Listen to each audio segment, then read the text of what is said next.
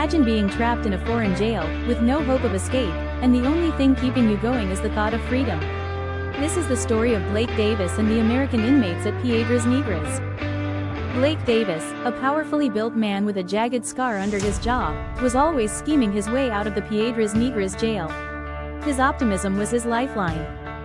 Blake's scar was a result of a brutal attack by Mexican inmates after a failed bribery attempt to escape from Saltillo prison.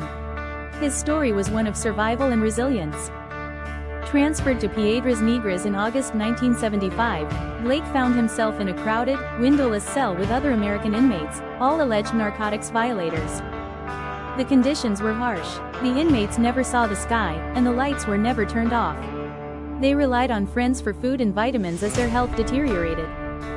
Despite their hatred for Mexican cops, the American inmates empathized with the poorly paid jail guards, who allowed certain liberties like smuggling drugs and occasional visits from women.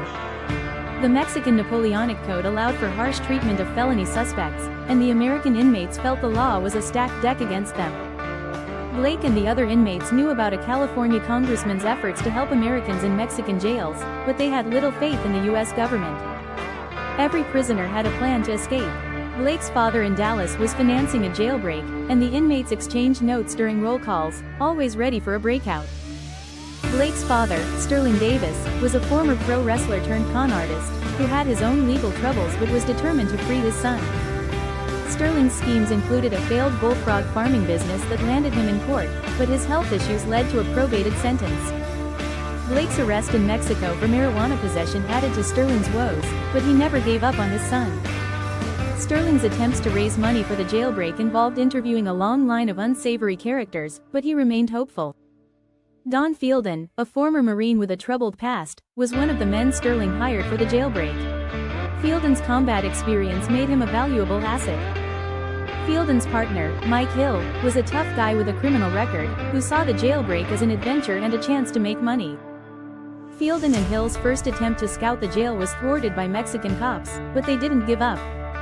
On March 10, 1976, Fielden, Hill, and a young accomplice named Billy Blackwell prepared for the jailbreak, armed with guns and ski masks.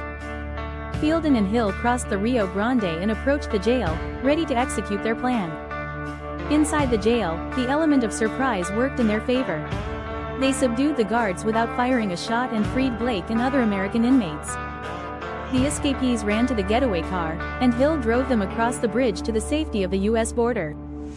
Blake's father, Sterling, was ecstatic about the successful jailbreak and saw potential for a movie deal. However, the media attention brought unwanted scrutiny, and the U.S. authorities soon caught up with the jailbreak team. Fielden and Hill were charged with illegal exportation of firearms, and the Mexican government demanded the extradition of the escapees. The jailbreak became an international incident, leading to negotiations between the U.S. and Mexican governments for a prisoner exchange. Fielden and Hill faced serious legal consequences, but they also saw opportunities to capitalize on their story.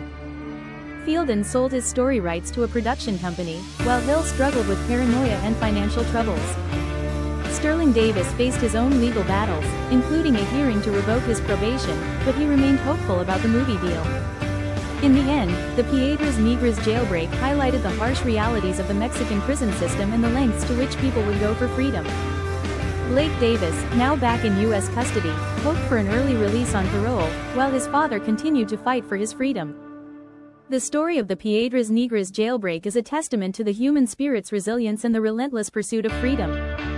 As the Rio Grande raged on, the memories of that daring escape lingered, a reminder of the thin line between hope and despair. Stay tuned for more incredible stories of survival and resilience.